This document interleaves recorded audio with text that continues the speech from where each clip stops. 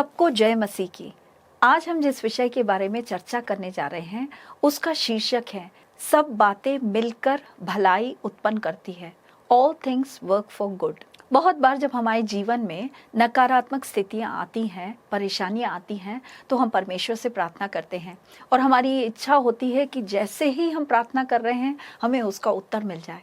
और बहुत बार हमारे जीवन में ऐसा ही होता है। परमेश्वर बहुत जल्दी हमें कुछ बातों का उत्तर देते हैं और हम परमेश्वर का उस बात के लिए धन्यवाद करते हैं। लेकिन बहुत बार हमारे जीवन में ऐसा भी होता है कि हमने प्रार्थना की, विश्वास किया, अंगीकार किया, लेकिन हमारी प्रार्थनाओं का उत्तर नहीं मिल रहा। तब हम थोड़ा परेशान हो जाते हैं।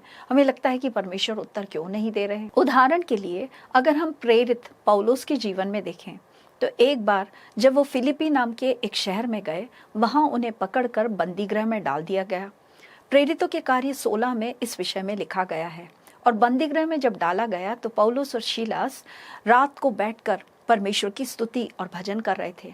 और इसके मध्य में क्या हुआ? प्रेरितों का कार्य 16 का 26।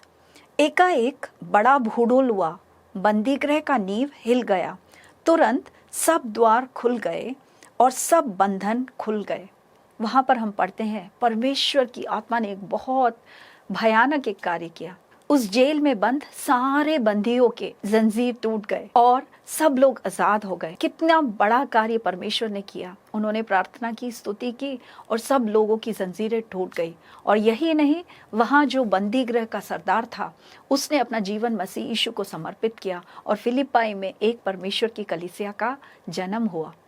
कितना कुछ कार्य परमेश्वर ने एक ही रात में कर दिया। लेकिन उसी पौलुस प्रेरित के जीवन में हम देखते हैं कि कैसरिया नाम की एक जगह में उनको बंदी बनाया गया। और एक दिन, 2 दिन, 3 दिन, कितने दिन होने के बावजूद भी, पौलुस की प्रार्थना के बावजूद भी उन्हें बंदीगृह में वो बने रहे। 2 साल कैसरिया के बंदीगृह में। और उसके बाद रोम में जब वो गए वहां पर भी उन्हें बंदी बना दिया गया। सो जिस परमेश्वर ने उनको फिलिपी के जेल में एक रात निकाल सकते थे, क्या वही परमेश्वर रोमियो के उस बंदीगृह से और कैसरिया के उस बंदीगृह से क्या उन्हें नहीं बचा सकते थे? परमेश्वर उन्हें बचा सकते थे। लेकिन वहां भी परमेश्वर का कुछ कार्य होता है। और हम जानते हैं कि इन 2 साल वो जब बंदीगृह में रहे तो उन्होंने वहां से प्रिजन एपिस्टल्स या बंदीगृह के पत्रियां लिखी, जिसने कलीसिया को बहुत अधिक अनुग्रहित किया है। बंदीगृह में रहने के बावजूद भी परमेश्वर ने उस व्यक्ति का उपयोग किया है। बहुत बार हमारे जीवन में यही होता है। और परमेश्वर के वचन में रोमियो 8 के 28 में कुछ इस प्रकार लिखा गया है। और हम जानते हैं कि जो लोग परमेश्वर के प्रेम रखते हैं उनके लिए सब बातें मिलकर भलाई ही उत्पन्न करती है। इसलिए हमारे जीवन में भले ही देरी हो रही हो, भले ही विलंब हो रहा हो, लेकिन उसमें कुछ ना कुछ भलाई परमेश्वर उत्पन्न कर रहे हैं। हमें इस बात का परमेश्वर पे 100% विश्वास होना चाहिए। हमारा आश्रय हमारे पिता पर होना चाहिए। पिता के स्वभाव को, चरित्र को हमें जानना चाहिए कि वो हमसे कुछ बुरा नहीं करेगा। वो भला है और उसकी करुणा सदा की है। कुछ दिनों पहले परमेश्वर के एक दास की मैं गवाही सुन रही थी। परमेश्वर के वो दास स्कूल ऑफ प्रॉफिट्स नाम के एक नए कार्य को शुरू कर रहे थे और वो अलग अलग जगहों में जाकर विश्वासियों को भविष्यवक्ता के उस ऑफिस में ट्रेन करने की कोशिश कर रहे थे। और क्योंकि यह एक नई बात थी, उनके विरुद्ध में बहुत सारी कलीसियाएं और विश्वासी लोग खड़े हो गए। वो लोग कहने लगे कि ऐसा कोई कार्य नहीं किया जा सकता, परमेश्वर है जो लोगों का चुनाव करता है। एनीवे, वो अपनी उस बुलाहट में आगे बढ़ रहे थे। लेकिन वो देख रहे थे कि जहां जहां वो मीटिंग करने जाते थे वहां पर 3 लोग रोज हर हफ्ते वहां पर पहुंच जाते थे और वो वहां पर सबसे फर्स्ट सीट में आकर बैठते थे। और जब भी वो कुछ वचन बोलते थे उसके विरुद्ध में ये लोग अपनी आवाज उठाते थे। जहां जहां वो मीटिंग करने जाते थे वहां सारे पासवानों को बुलाकर कहते थे, ये व्यक्ति फ्रॉड है, ये जो आपको सिखा रहा है आप मत सीखिए, ये अगर आपके ऊपर प्रार्थना कर रहा है तो आप प्रार्थना मत स्वीकार कीजिए। और सब जगह इनका नाम जैसे कलुषित करता था। कुछ समय के बाद ये परमेश्वर के दास परेशान होने लगे। उनकी मिनिस्ट्री में एक बहुत बड़ा रोकड़े के रूप में ये लोग कार्य करने लगे। जब भी जाते थे प्रचार करने, इन तीनों का मुंह सामने आ जाता था। वो परमेश्वर से प्रार्थना करते थे और यीशु मसीह के नाम में फटकारते थे, शैतानी शक्तियों को डांटते थे, लेकिन ये व्यक्ति उनके सामने से नहीं हटते थे। वो परेशान होने लगे। और एक रात वो जब सो रहे थे, उनने एक स्वप्न देखा। उस स्वप्न में उन्होंने परमेश्वर का थ्रोन रूम देखा, परमेश्वर का सिंहासन देखा। उन्हें देखा कि परमेश्वर अपने सिंहासन पे बैठे हैं और उस सिंहासन के बाजू में वो भी बैठे हुए हैं। वो पिता परमेश्वर के गले में हाथ डालकर उनसे बातें कर रहे हैं और पिता परमेश्वर उन्हें बहुत प्रेम कर रहे हैं। और जब वो लोग वहाँ पर सिंहासन पर बैठे हुए थे, उन्होंने देखा कि एक स्वर्गदूत एक संगमरमर का पत्थर लेकर वहाँ पर आया और पिता परमेश्वर ने इस व्यक्ति से पूछा, तुम्हें ये संगमरमर देखकर क्या लग रहा है? उसने कहा, पिता बहुत ही सुंदर संगमरमर है। और पिता ने कहा, देखो मैं इसको अब और सुंदर बनाऊंगा। और पिता ने आज्ञा दी और जैसे ही आज्ञा दी 3 जोड़ी हाथ आए और उन्होंने उस संगमरमर पर खोदना लगे। और जब वो खोदने लगे तो पिता ने इस व्यक्ति से पूछा, तुम इसके बारे में क्या कहते हो? तो जब वो लोग खोद रहे थे उसमें एक आकृति वहाँ पर रूप धारण कर रही थी। उसने कहा, पिता अच्छा लग रहा है। तब पिता परमेश्वर ने उससे कहा, तू अगर इसको प्रोत्साहित करेगा तो ये हाथ जल्दी जल्दी इस आकृति को बनाएंगे, इसलिए तू इसे प्रोत्साहित कर। ये सुनकर इस परमेश्वर के दास ने उनको प्रोत्साहित करना शुरू किया। उन्होंने कहा, वेरी गुड, बहुत अच्छा, और करो, बिल्कुल बढ़िया, हाँ तेज करो। और जैसे जैसे वो बोल रहे थे उतनी ही तेजी से ये हाथ वहाँ पर उस शिला का निर्माण कर रहे थे, उस संगमरमर पे खोद रहे थे और एक बहुत ही सुंदर आकृति वहाँ पर बन रही थी। वो जितना उसको प्रोत्साहित करते, जितना ताली बजाते, जितना उस बात का अंगीकार करते, उतनी जल्दी वो कार्य होने लगा। और कुछ समय के बाद उसने देखा कि इन लोगों की मेहनत के कारण वो बहुत ही सुंदर एक रूप उस संगमरमर के अंदर से बनकर निकला। और पिता परमेश्वर ने इस व्यक्ति से पूछा, तुम्हें ये देखकर क्या लगता है? उसने कहा, परमेश्वर बहुत ही सुंदर।